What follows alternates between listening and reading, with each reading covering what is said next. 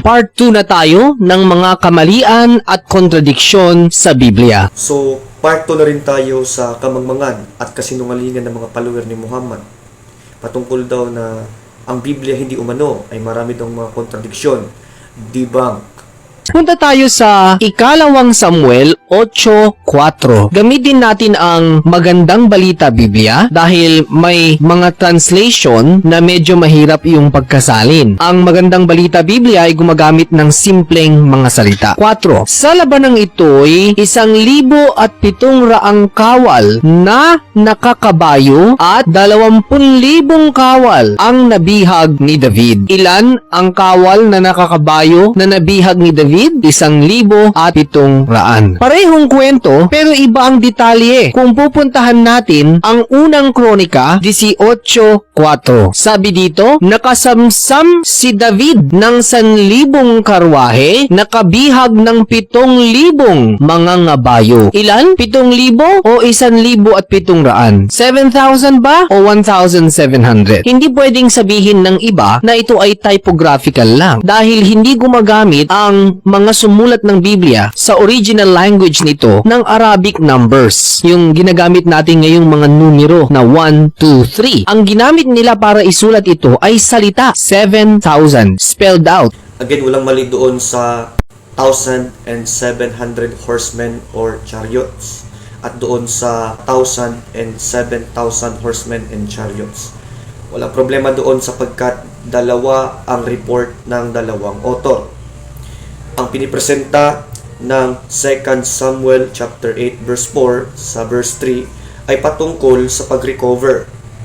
David defeated Hadadezer and went to recover his border at the river Euphrates. So tungkol sa recovery, yung bilang na 1,700 horsemen and chariots. Pagre-recover yung bilang na yon.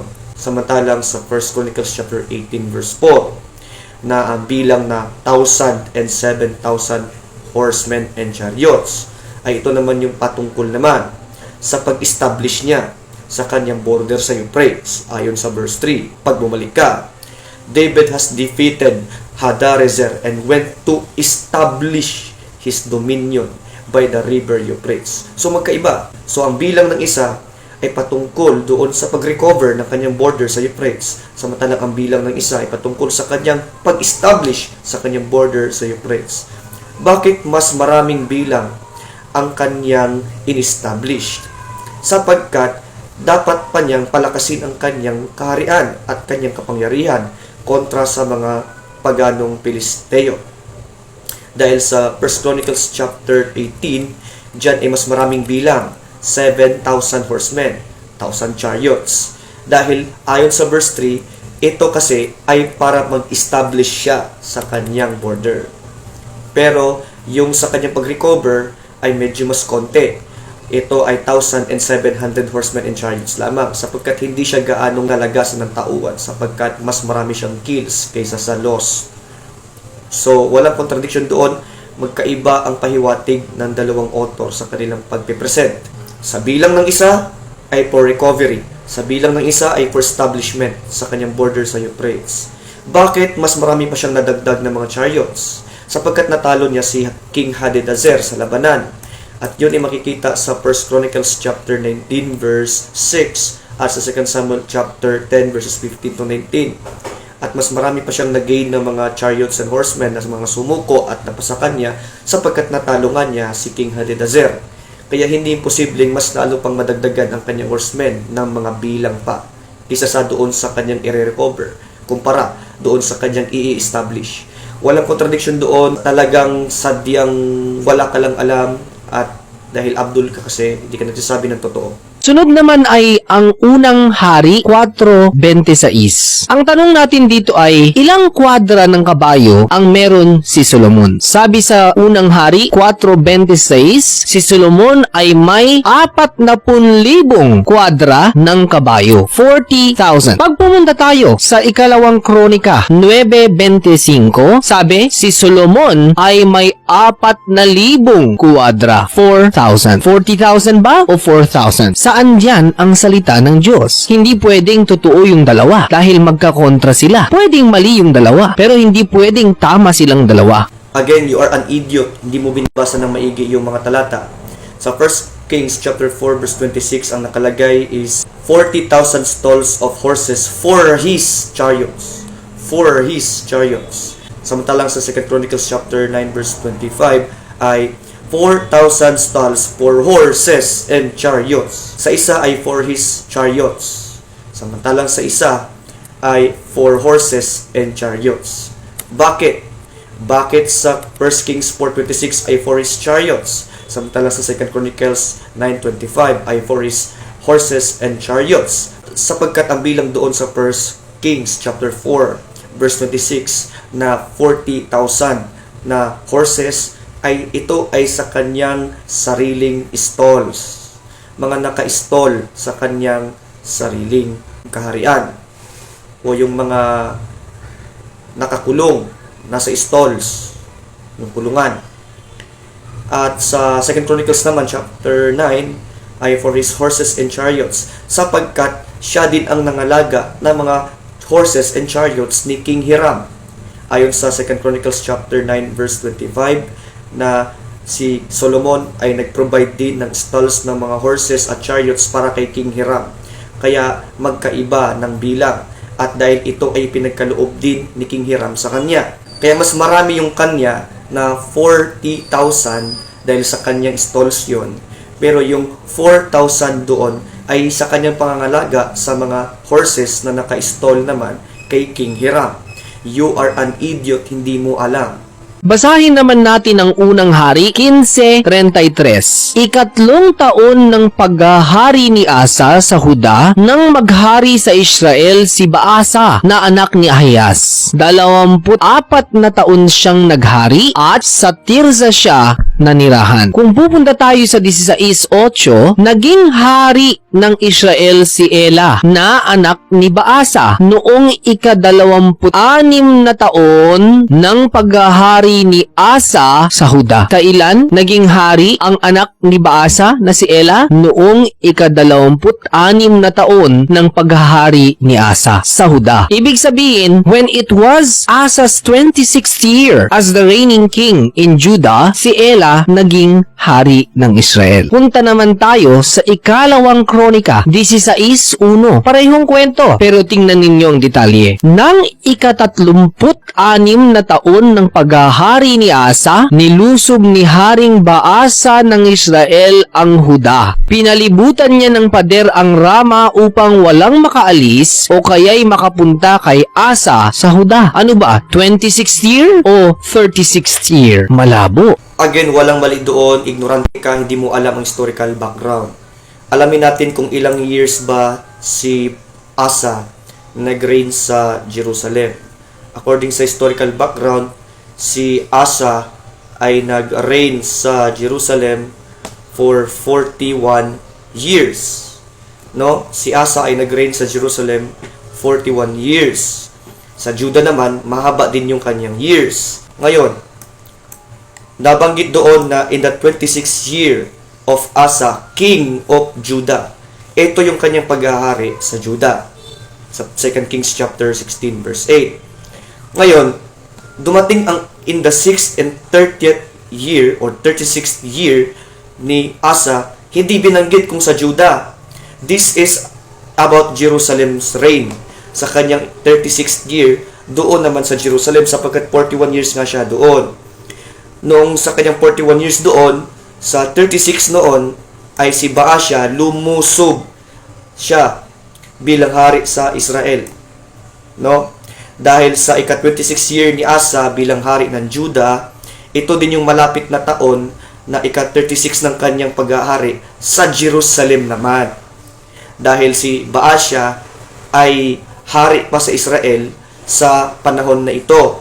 At ito yung time na kung saan ay meron silang labanan sa kanilang dalawa, ni Asa at ni Baasha. So, ibig sabihin, sa ika-26 ni Asa, king of Judah. So, meron siyang kingship doon sa Judah na umabot ng halos 20s. And then, Aside from that, meron din siyang reign doon sa Jerusalem na umabot ng 41 years. Kaya pagdating ng kanyang 36th year doon sa Jerusalem, ay nagpakita si Baasya. Kaya hindi isang account lang yung kanyang paghahari. No? Meron siyang account na paghahari sa Judah na umabot ng halos 20s, whereas doon sa Jerusalem naman, na sa 36 noon, ay nakalaban niya si Baasya, lumusob sa Judah. At ang pagre-reign ni Asa doon sa Jerusalem ay umabot ng 41 years. Kaya hindi malabong nabanggit ang kanyang 36th year doon at yung kanyang 26th year doon sa Judah.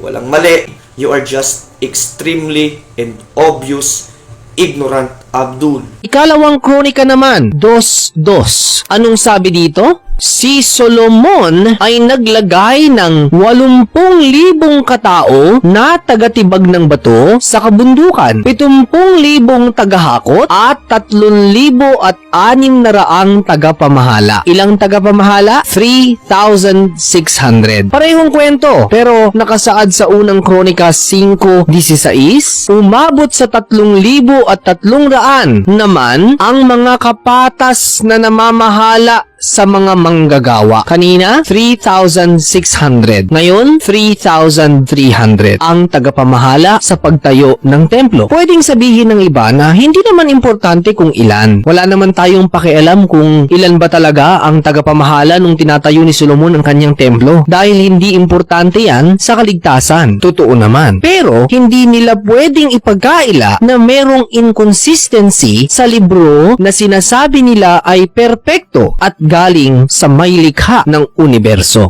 Again, walang mali doon sa 3,300 na mga officers at doon sa 3,600 na mga officers. Saan ba galing itong mga ito?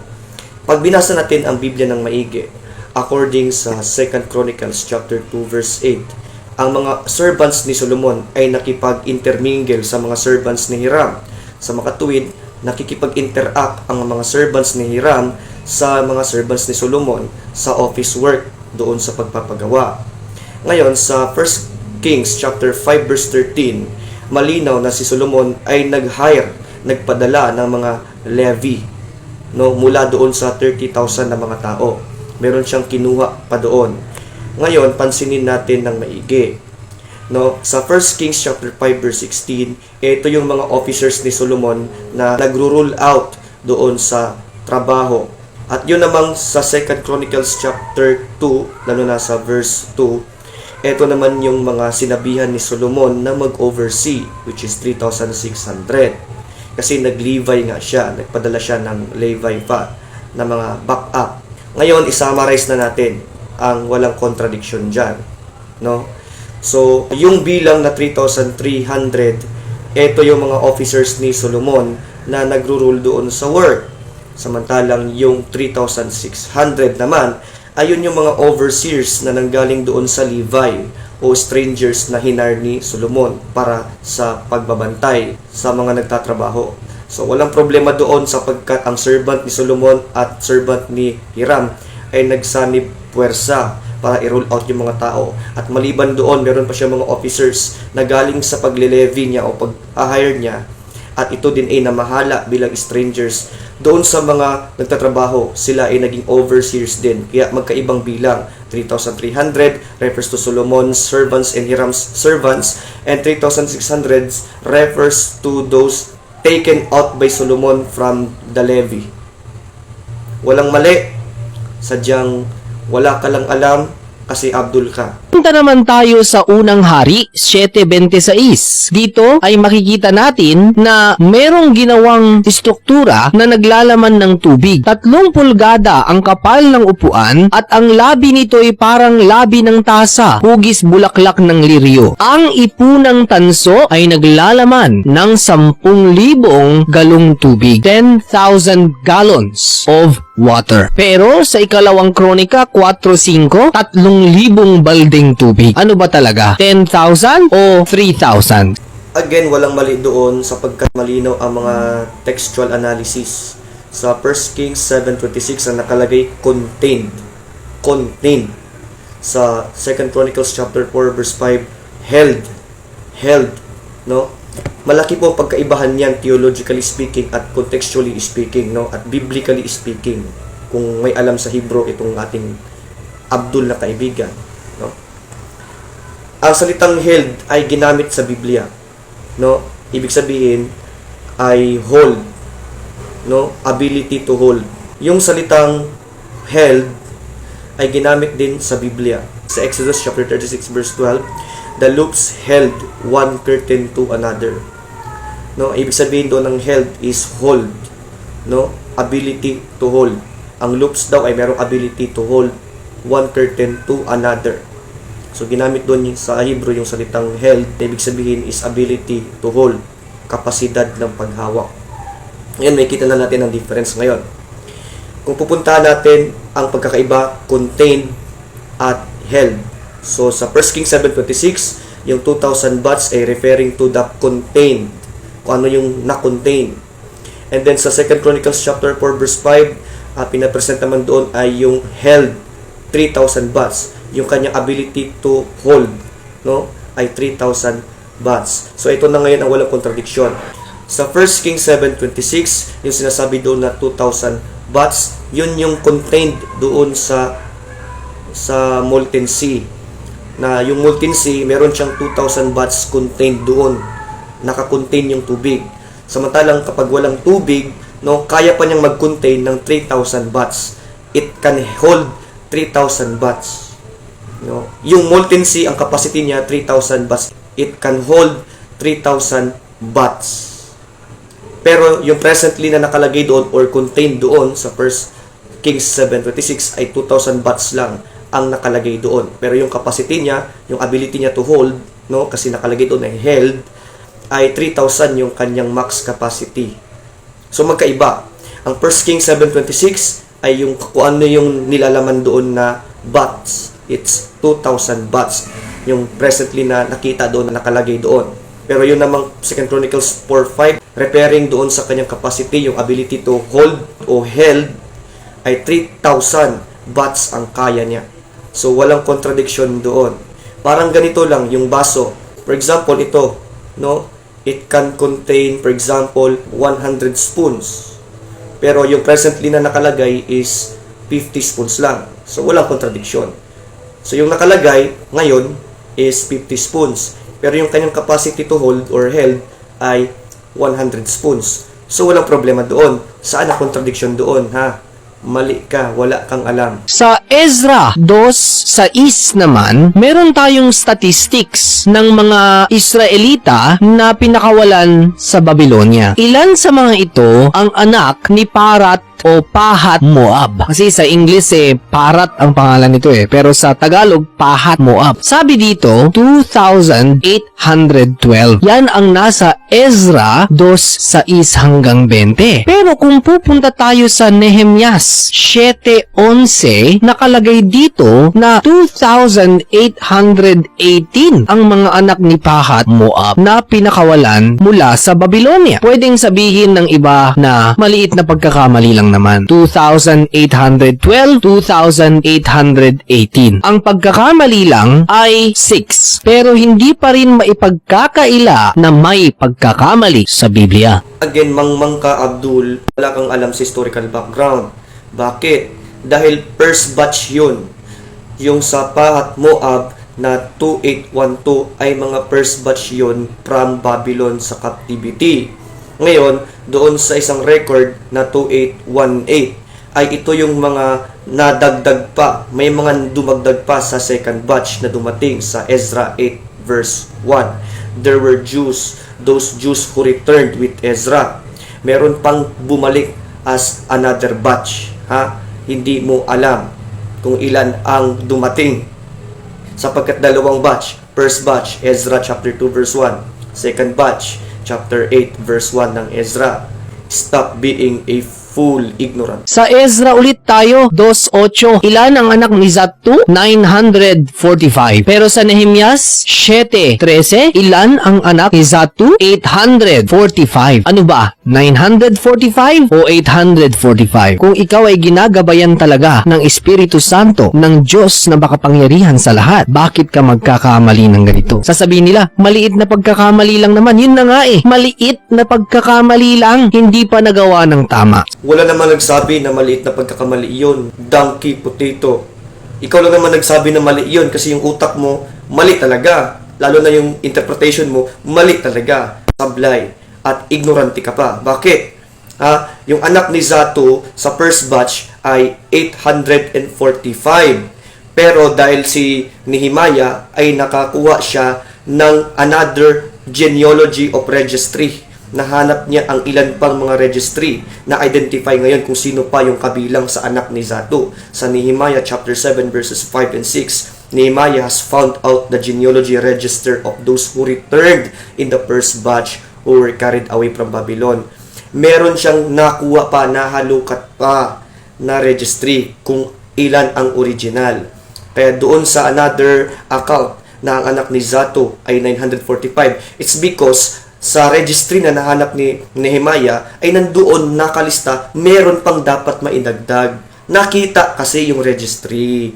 Shame on you, potato. Sa Ezra 2:12, ilan ang anak ni Azgad? 1,222. Pero sa Nehemias 7:17, 2,322. Ilan naman ang anak ni Adin? Sa Ezra 2:15, 454. Sa Nehemias 7:20, parehong tao. Adin, ilan ang anak? 655. Again, you're a donkey, liar, potato. You don't know what you're talking about. Walang problema doon sa registry ng unang batch, doon sa mga anak ni Azgad at yung kay Adin. Sapagkat sa first batch noon ay ang kanilang bilang ay hindi pa naidagdag doon sa nahanap ni Nehemiah, doon sa Nehemiah chapter 7 verse 5 to 6. Nung nahanap niya ang registry doon sa pagbalik nila, nalaman niya kung sino pa ang maidagdag sa tribe ni Adin at doon sa Azgad. Kaya pagdating doon sa account doon sa Nehemiah 7:20, doon sa children of Adin ay naging 655 na dahil doon sa nahanap na registry ni Nehemiah. Same thing sa case doon sa children ni Azgad na noong first batch sila ay 1,222. Pero dahil nahanap ang genealogy ng registry ay may naidagdag na at naging 2,322 na. So walang mali doon dahil sa registry yun na nahanap ni Nehemiah, you potato. Bilang panghuli sa videong ito, ilan ang anak ni Hashum sa Ezra 2:19? 223. Samantala, sa Nehemias 7:22, 328. Mga kaibigang Pilipino, ito ay 10 lamang sa mga napakaraming pagkakamali at contradiction sa Biblia. Again, same case, you donkey. Yung anak ni Hashum na kung saan 223, naging iba, naging 300 around. Dahil sa registry na nahanap ni Nehemiah, meron pang dapat napabilang doon sa kanilang tribe. Thanks doon sa registry na nakauwi sila sa kanilang mga sariling tribo, originally speaking. Dahil nung hindi pa ito nahanap, hindi nila ma-identify kung saan silang tribe. Ganon ang mga Hudyo. You are a donkey potato, you don't know what you are talking about. Walang mali sa Biblia, you are just a certain and certified donkey. Ang mga susunod na video ay ipapakita pa natin ang mga mas malalim pang pagkakamali na hindi napapansin ng mga tao dahil una, binabasa lang nila yung gusto nilang mabasa. Pangalawa, hindi sila nagbabasa ng Biblia. O pangatlo, hindi na lang nila pinapansin ang mga pagkakamali sa Biblia na nababasa at nakikita nila. Mali, no? Hindi sa kung gusto lang nilang basahin sa ano yung gusto nilang mabasa. Ikaw yung namimili at kung ano lang yung gusto mong mabasa. Hindi mo binabasa yung lahat ng mga talata at konteksto na nagpapatunay na walang contradiction at nasusustain yung mga talata. No? Ikaw yung namimili. Bakit? Kasi nga, Abdul ka, you are not telling the truth. You are like your prophet, liar in the hadith. Hindi ito ibig sabihin na mas tama ang Quran, ang Bhagavad Gita, ang Akdas at iba pang mga banal na kasulatan sa iba't ibang panig ng mundo sa iba't ibang relihiyon. Yes, hindi yun patunay na ang Quran ay tama sapagkat ang Quran ay hindi tama. Bakit? Unang-una, ang Diyos mo hindi matino, hindi matalino para sa amin. Bakit? Nagbigay siya ng scripture sa mga Jews and Christians, Surah chapter 2 verse 146. Yet, same scripture na meron kami, ay sinasabi ninyo na may contradiction. Yet, ang Diyos ninyo nagbigay sa amin ng scripture sa Surah chapter 2 verse 146. Then, your God is the one contradicting Himself. And your God is not wise for you to accuse the Bible having contradictions while it is your God, by the logic of your God in your Quran, nagbigay sa amin ng scriptures, kitab, sa mga Jews and Christians. Shame on you, your Quran is destroyed. So kung ang Biblia may contradiction, then ang Diyos mo ay destroyed. Then your God is destroyed. Liar. Yes, hindi mo talaga kayang depensahan ng Quran. Okay sana kung yung pang-aatake mo ay kaya mo ding depensahan. Hindi din pala patunay na tamang Quran. Shame on you, how silly your argument is. Lahat ng mga holy books ay may pagkakamali at hindi immune ang Biblia sa katotohanan ito. You see how stupid the argument of the Abdul? No? Pinipilit niya na lagyan ng contradiction ng Biblia kahit wala naman kahit isang tumama sa kanyang sinabi. Yet wala palang holy books na walang mali. So ano yung Quran mo? Hindi holy book yan. Kasi kung holy book yan, hindi rin yan tama. Not unless unholy book yan. You see how silly you are? Shame on you. So, dinidiscredit mo ang Biblia, yet walang holy book na credited sapagkat ang holy book ay may mali. Walang holy book na walang mali. What a silly, what a stupid argument. So, Yeshua Mashiach Kahugadol Elohim Emet, He Himself is contradicting Himself. He is attacking the Bible, yet there is no holy book na walang pagkakamali at tama. What a silly, what a crazy, what a donkey argument is. So, walang contradiction ng Biblia, nasagot lahat, very accurate, at very strong ang ating pananampalataya, at wala pong tumama sa kanyang sinasabi. Debunk ang kasinungalingan mo, stay away from Islam, Christ is Lord.